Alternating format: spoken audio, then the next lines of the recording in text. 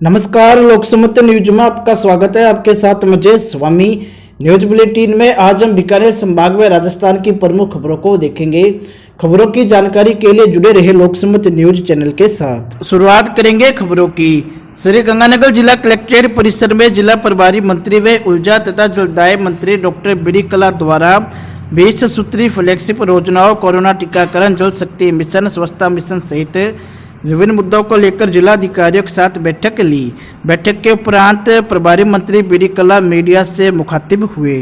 हमारा जो जल जीवन मिशन है उसमें अब तक करीब 4-4.5 हज़ार घरों को कनेक्शन दिए गए हैं। 75,000 का लक्ष्य है। तो अधिकारियों का ये कहना था कि कोविड के कारण काम प्रभावित हुआ, लेकिन हम 75,000 से ज़्यादा कनेक्शन पूरे साल में दे पाएंगे। तो जो बिंदु मेरे को दिखाई दिए सी और डी श्रेणी के, उनके बारे में व्यापक निर्देश दिए गए। मंत्रिमंडल का विस्तार होने जा रहा है, कुछ इसके बारे में मेरे को कोई जानकारी नहीं। सूत्री आर्थिक कार्यक्रम मुख्य रूप से लोगों की आर्थिक स्थिति में सुधार करने का प्रयास है।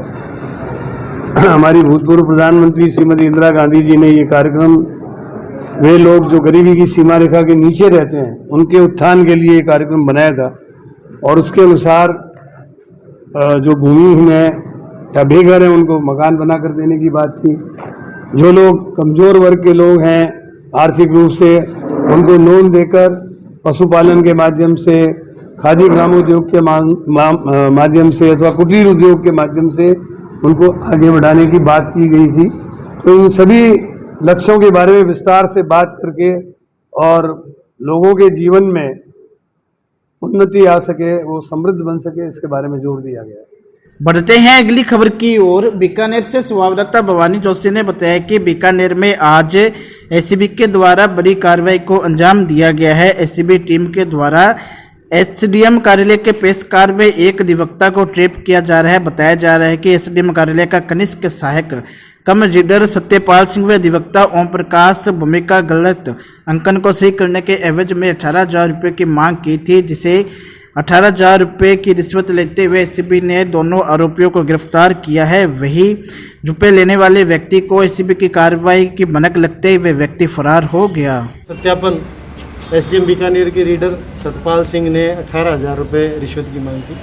आज उसके क्रम में 18,000 रुपये जब उस रिश्वत डिलीवर के समय हमने उनको भेजा, तो सतपाल सिंह के कहने पर ओम प्रकाश जाखड़ जो वकील हैं, उन वकील साहब को 18,000 रुपये राशि हैंड ओवर होने के लिए उन्होंने कहा।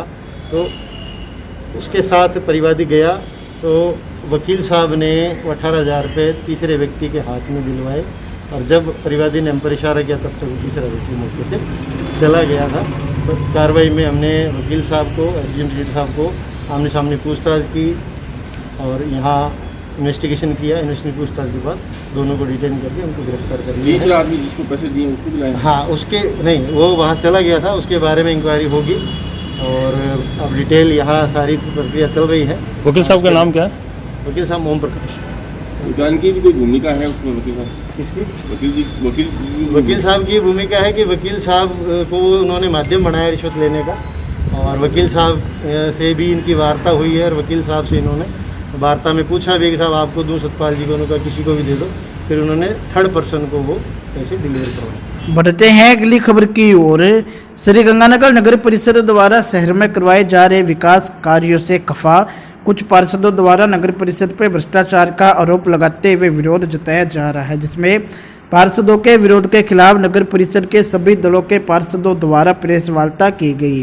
प्रेस वार्ता करने वाले पार्षदों का कहना है कि नगर परिषद पर भ्रष्टाचार के लगे आरोप बेबुनियाद है तथा इन पार्षदों द्वारा पारित टेंडरों का भी विरोध कर टेंडरों को रुकवा दिया जाता है। कि शहर में जो टेंडर हो रहे हैं उसमें नियमों को लेके कि आपके पास खजाने में पैसे नहीं है, डीएलपी का नियम है, आप टेंडर नहीं लगा सकते, आपके पास ये नहीं है, वो नहीं है, पूरे शहर के टेंडर कैंसिल कराने का उन्होंने जिम्मेवारी ले ली। हम कच्ची बस्तियों में निवास करते हैं, हमारी बस्तियों में नालियाँ 3-3 फुट गहरी हैं, सड़कें जर्जर हैं, हम 25 सालों से परेशान हैं। हमारे टेंडर लगे, हमें उम्मीद हुई, लेकिन जो आदमी शिकायत कर रहा है उस आदमी का कोई जीवन संघर्ष में नहीं रहा, कोई उसका राजनीतिक पार्टी में बड़ा होता नहीं रहा, एक ब्लैकमेलर की वजह से इस म्युनिसिपैलिटी में जब भी वो यहाँ पार्षद रहे या फाइलें सूंघते हैं और सरेआम ब्लैकमेलिंग करते हैं। या ऑटो टिपर का जो टेंडर हुआ उस मामले में नागौर का जो मालिक है उस कंपनी का, उससे मेरी बात हुई कि मुझे ये बताओ कि हमने जब चेयरमैन को मना किया था कि ये ऑटो टिपर नहीं खरीदने, आप मेरे को बताओ उसमें किस किस ने पैसा लिया। बोला चेयरमैन ने कहा था क्वालिटी बढ़िया लूंगा और पैसा किसी को दे दिया तो ठीक नहीं रहेगा। तो मैंने कहा फिर ये शिकायत क्यों हो रही है कि पवन गौड़ ने मेरे से पैसे मांगे हैं और पैसे नहीं दिए तो मैं तेरी शिकायत करूंगा।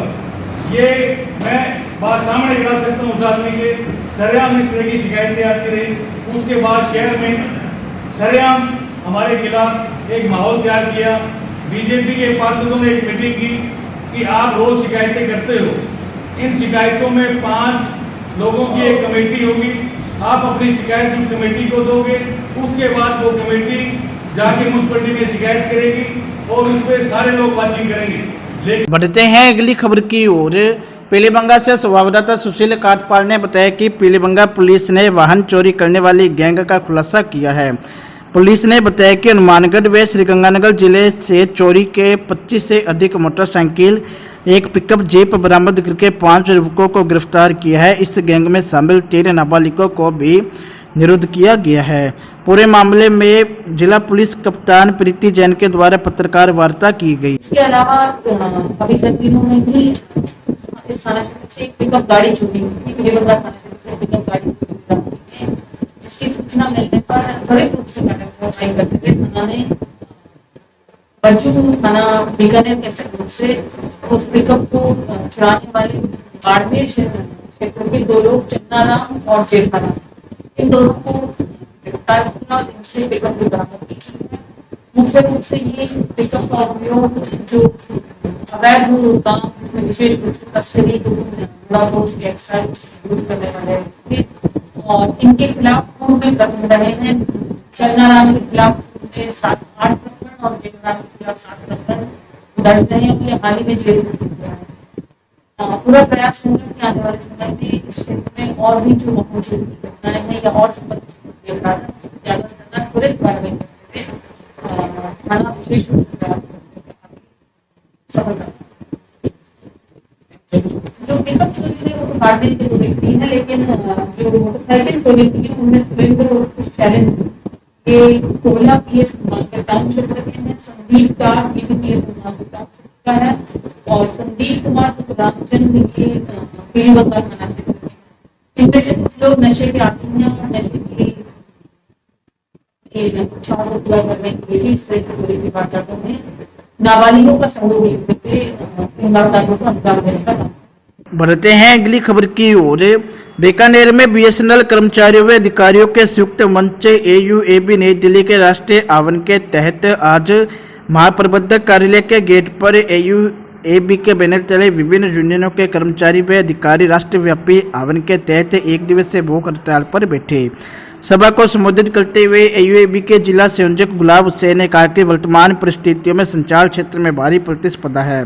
लगातार बीएसएनएल कर्मचारी व अधिकारी विषम परिस्थितियों के बावजूद भी अपनी सेवाएं लगातार प्रदान कर रहे हैं, लेकिन केंद्र सरकार की पूंजीपतियों को फायदा पहुंचाने की नीति ने बीएसएनएल की हालात बदतर कर दी है। पूरे भारतवर्ष में भारत संचार निगम के अधिकारी और कर्मचारियों की समस्त यूनियन और एसोसिएशन का जो AUAB संगठन है, उसके तत्वाधान में पूरे हिंदुस्तान में 1 दिन की हड़ताल भारत संचार निगम के खिलाफ और भारत सरकार के खिलाफ की जा रही है, क्योंकि हमारी काफ़ी समय से लंबित मांगे हैं जो आज तक पूरी नहीं की है।